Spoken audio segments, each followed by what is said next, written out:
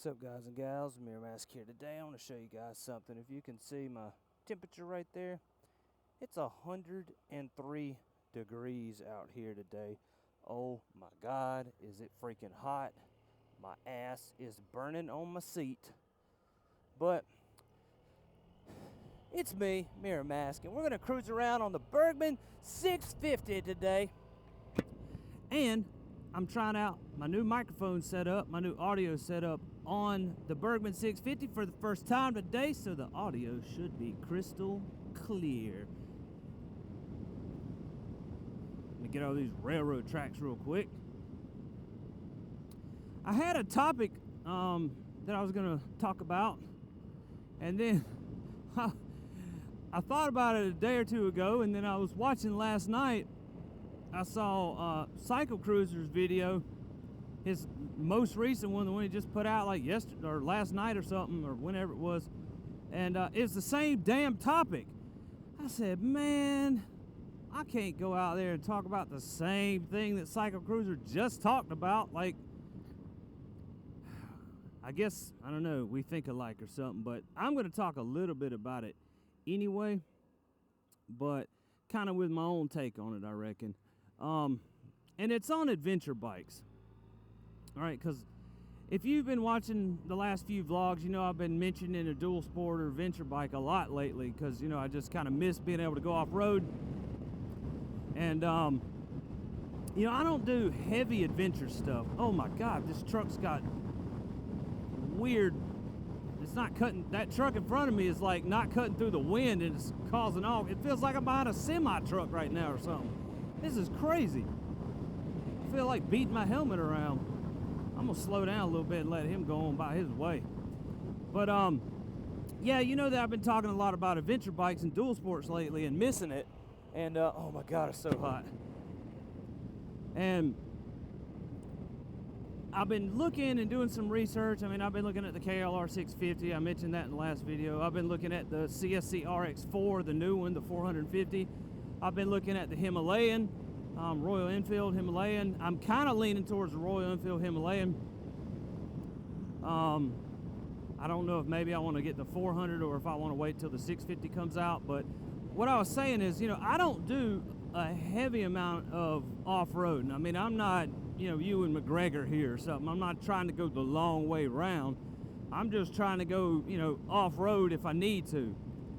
Because there's certain, you know, some circumstances where you may need to go off-road. I don't know. I mean, maybe, you know, there's a wreck or something up ahead of you and your turn's right there and you can just go in the ditch and go. I mean, there's all kinds of little things that you're able to do when you're on a dual sport or, you know, something that's has some off-road suspension. I mean, you could do it a little bit on something like a Burgman 650 or something like that. But yeah, I've had that itch lately, and it has nothing to do with really the off-roading aspects. It has everything to do with, you know, the ride quality, the comfort level, all that kind of stuff. Because, you know, as human beings, as we get older, you know, things start creaking a little bit, especially in your lower back if you ride a lot, your knees and your lower back.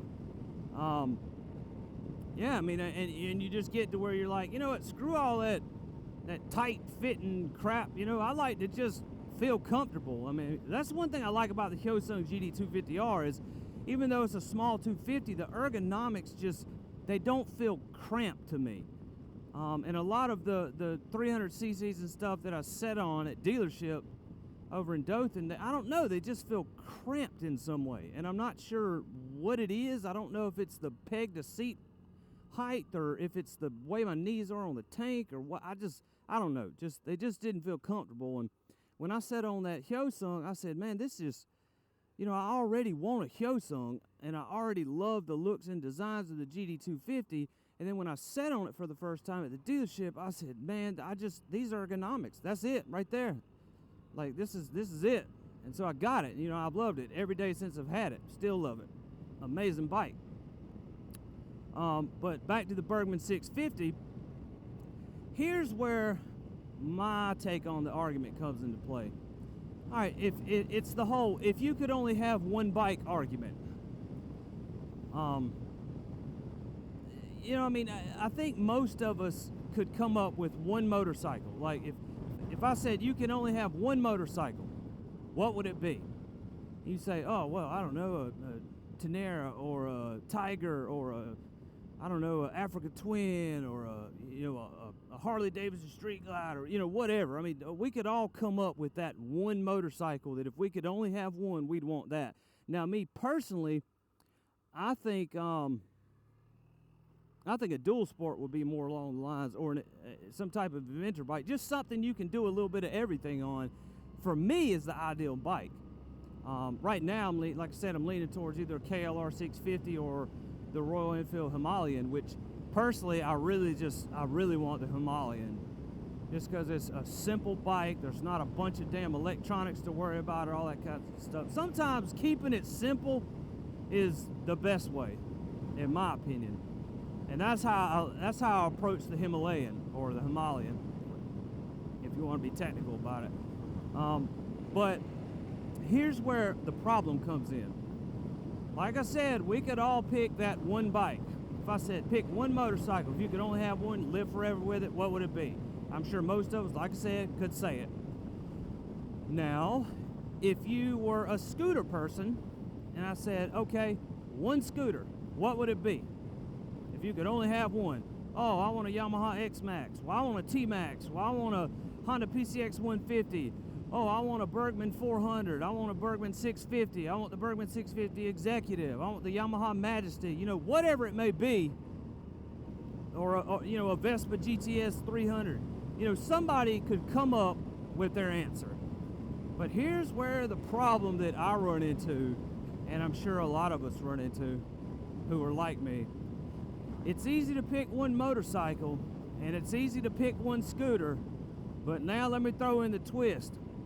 Between those two top picks that you just picked for the motorcycle and the scooter, if you could only have one of those, what would you pick? Oh, shit.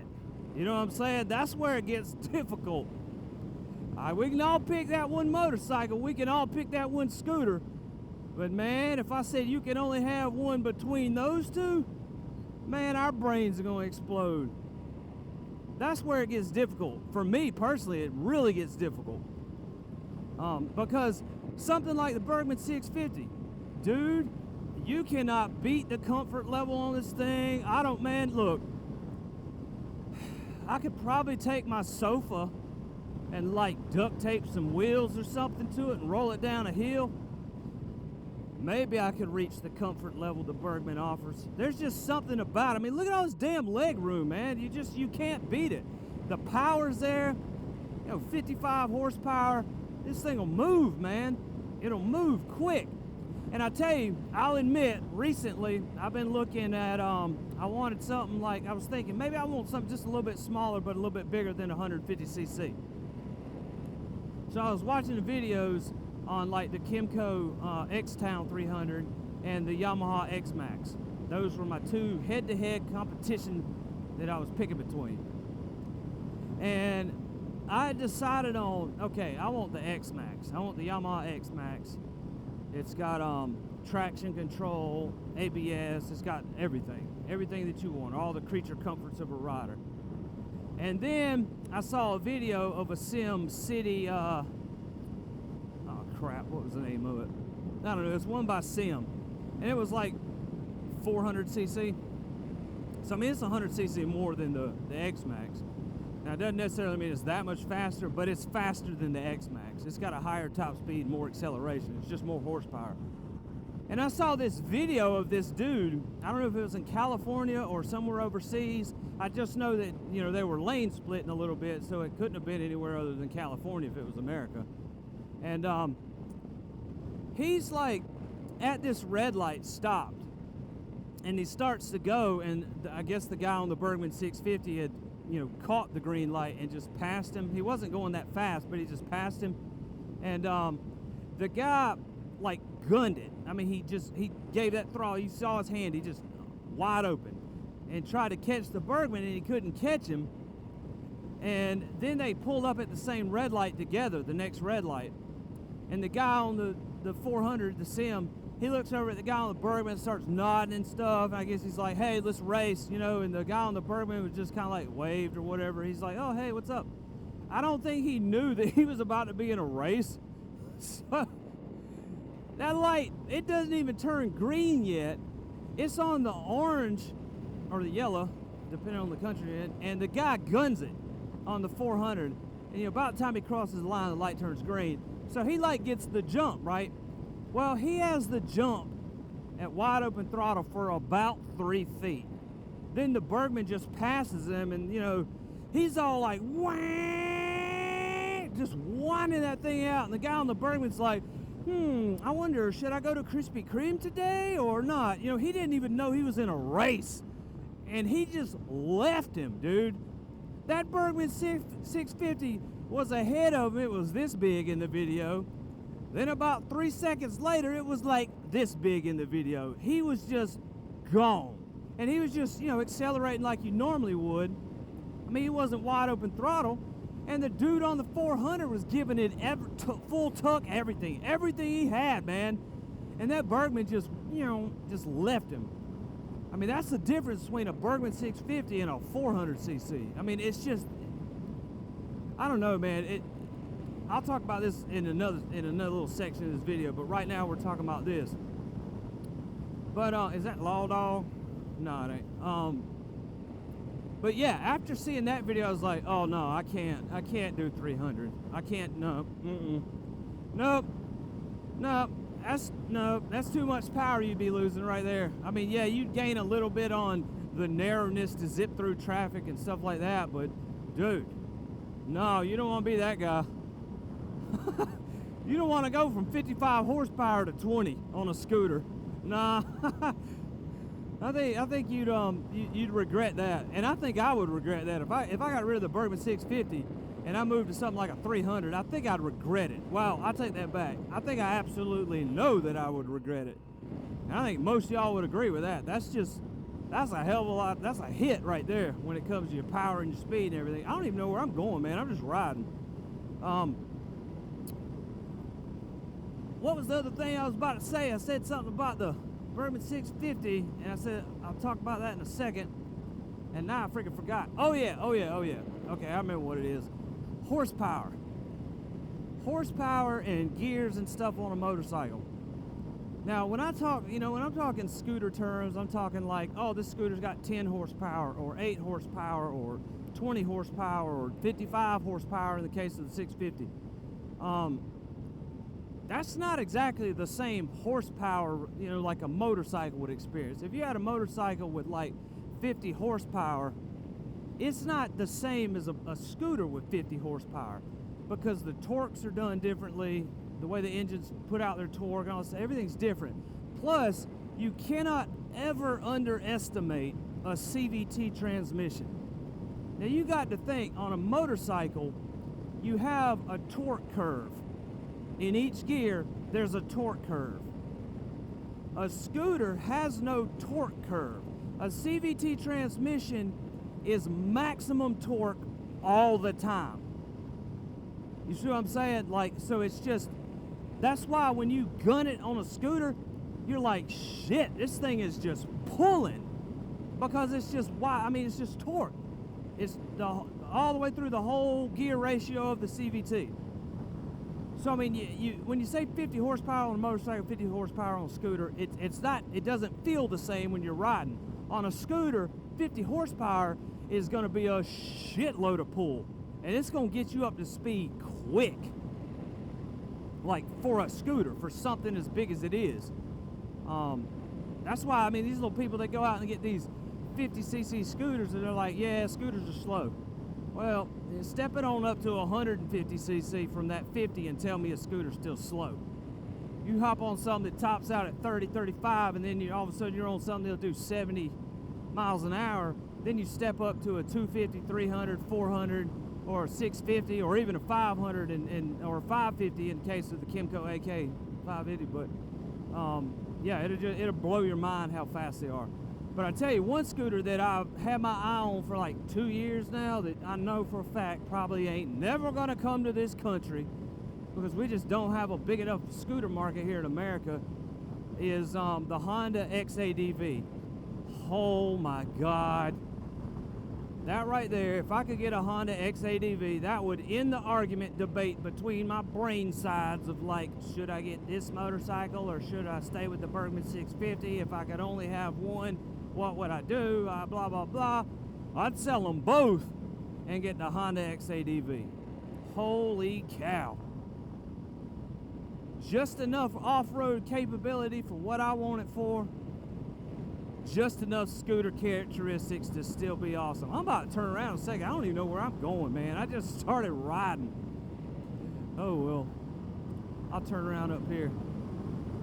But, yeah, that's all I really wanted to talk about today was, you know, I had that topic, and I watched that video late last night because, you know, it just came up in my feed. I subbed to him and everything, and it just came up in my feed, and I was like, oh, really? Dang it. What are the odds of that?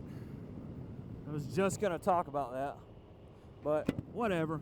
I think I put enough of my own little spin on it that, I don't know, maybe it's unique in its content. Who knows?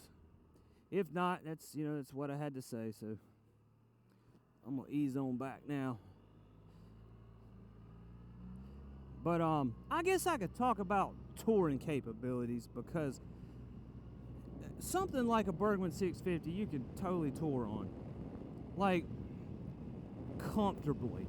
I mean, really comfortable. I mean, if all you're going to do is stay on the road, because that's another factor of, like, adventure bikes. One of the main draws to adventure bikes, because, I mean, you look on Craigslist, and there's a crap load of sport bikes and cruisers for sale. And more than usual right now. And it's because everyone saw a long way around, and they said, man, I got to get that. That does everything. Look, it's on the highway. It's off the street. Look, it's in a ditch. It's in some dirt. It's in some sand now. It's in some mud now. It's going up and down hills. It's going everywhere. That's what I want.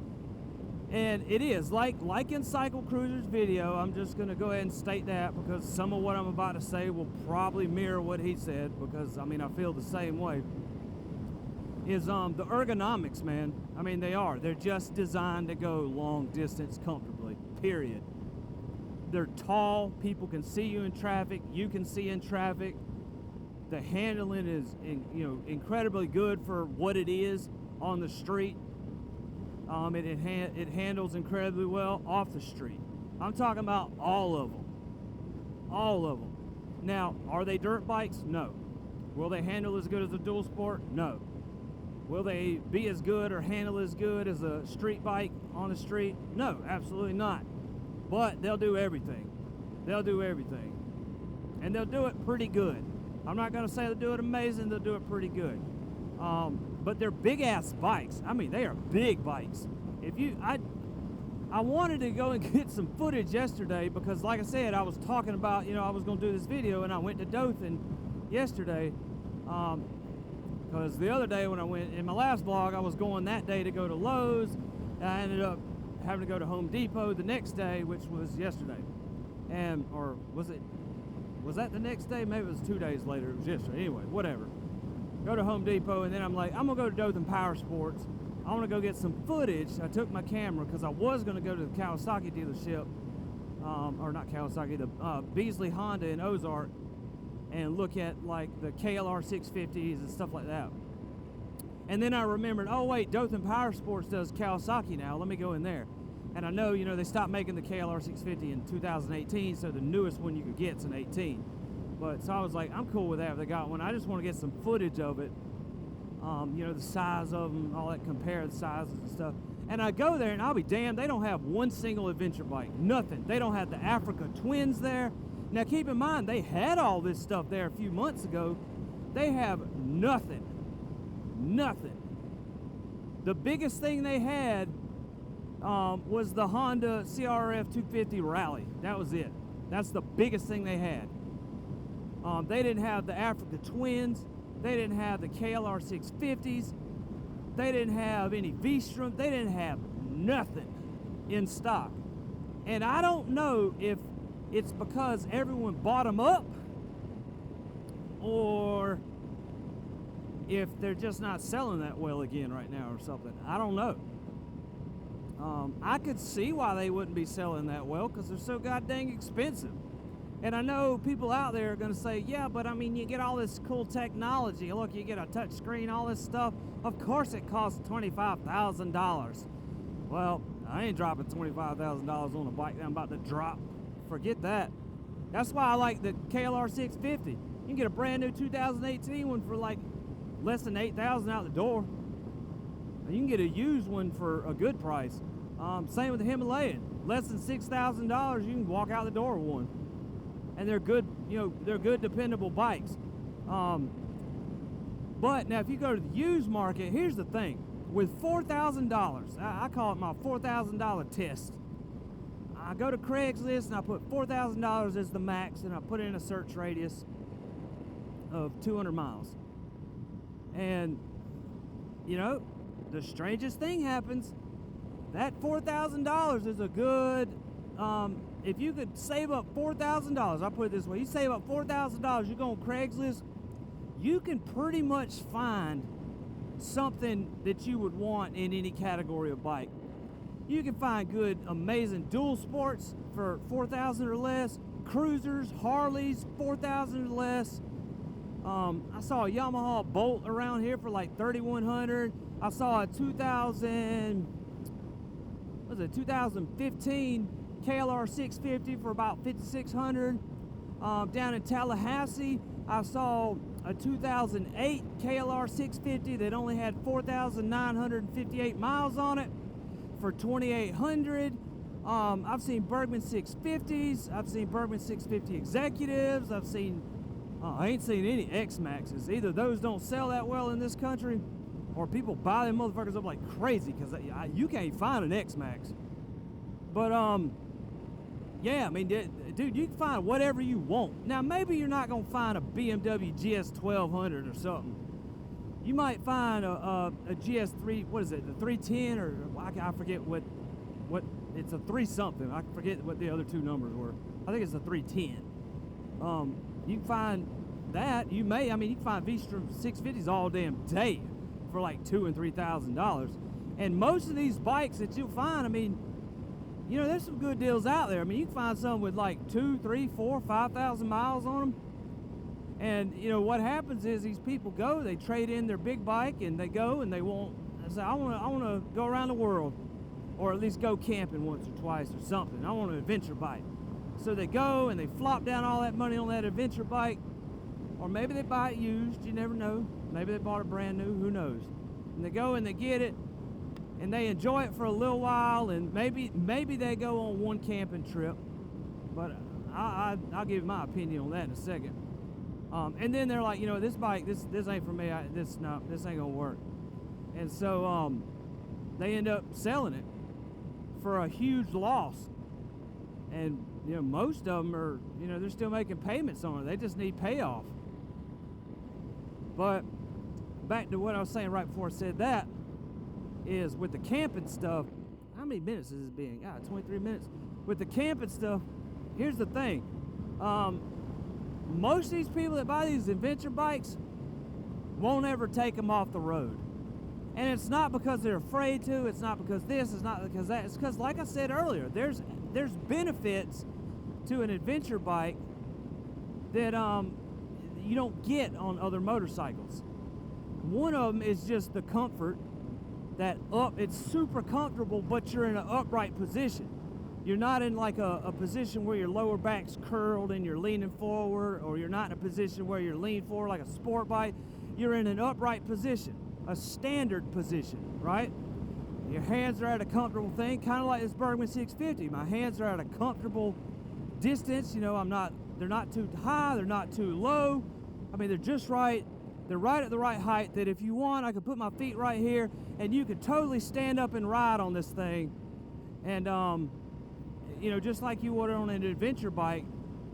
And the handlebars are reachable. They're in a good spot. Like right now, I could totally stand up like this and ride it like an adventure bike. And my hands can still reach them. Good height. That's part of a good comfort right there. Another is the upright, or the stool, or sitting on a chair position. It's just incredible for your lower back and everything when you're when you're riding longer distances or just riding in general. So there's that. Then there's the suspension. You know, being able to soak up potholes and everything way better than other motorcycles, street motorcycles, I should say. You know, the ability to carry a lot of luggage. I mean, oh shit, fuck that. I ain't going through all that shit. They got the damn road cut off right there.